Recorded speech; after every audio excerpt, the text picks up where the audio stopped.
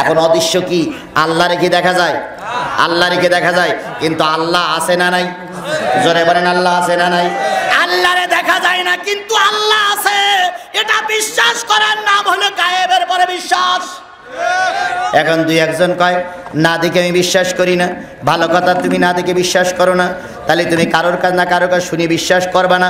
তুমি না দেখে বিশ্বাস যদি না করো তাহলে বোঝা গেল তুমি তোমার বাপেরও বিশ্বাস করো না, তুমি তোমার বাবারও বিশ্বাস করো না। যদি বলেন হুজুর কেমন করে হলো? আপনি যে যারে বাপ বলতেছেন সেই যে আপনার আব্বা, তার কি প্রমাণ আছে আপনার কাছে? এখন আপনার আব্বার পরিচয় করাই দিল কে? মা।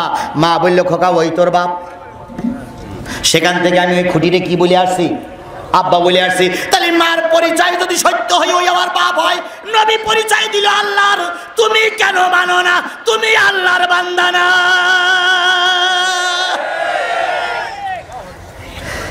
আর এখন তো বাবার অভাব নাই, অনেক বাবা সমাজে আছে। পীর বাবা, ভণ্ড বাবা, দয়াল বাবা, বাবা আছে না, আছে না, আছে না। তারপরে ছোট বাবা, বড় বাবা, মেজে বাবা, ওরে বাবা সরিয়ে দাঁড়া। ভণ্ড বাবা, খাজা বাবা দেখলে লাগে ডর, ফেরেশতারাই মারবে গুরুজ কবরের ভিতর। বাবারে ফেরেশতারা মারবে গুরুজ কবরের ভিতর। বাবা আবার গাঁজা খাইয়া নাচে বাবা ন্যাংটা হইয়া। ন্যাংটা হইয়া নাচা বাবা আছে না, আছে না, আছে না, আছে না। যদি না থাকতো তাহলে এত গাঁজা চাই কই? বিশেষ বিশেষ দিনে ট্রাক ট্রাক গাঁজা আছে, গাঁজা যাই কই? আর এই কথাগুলো বললে কিছু মৌলবীরা আমাদের সহ্য করতে পারে না। জোরে বলে ঠিক কিনা? আমরা খোদার কসম, আল্লাহর কসম, আমরা পীরের বিরোধী নই, পীর নামক ভণ্ডর বিরোধী।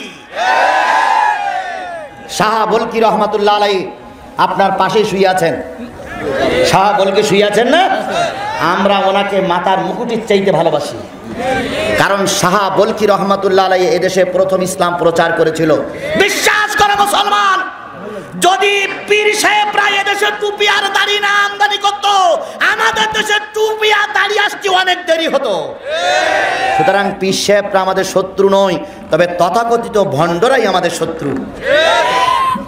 কি কায়দায় দাড়ি চুল মোষ গোপ রেখে দিয়েছে, সাবানও দেয় না, তেলও দেয় না, চিরুনিও দেয় না, জট পেকিস।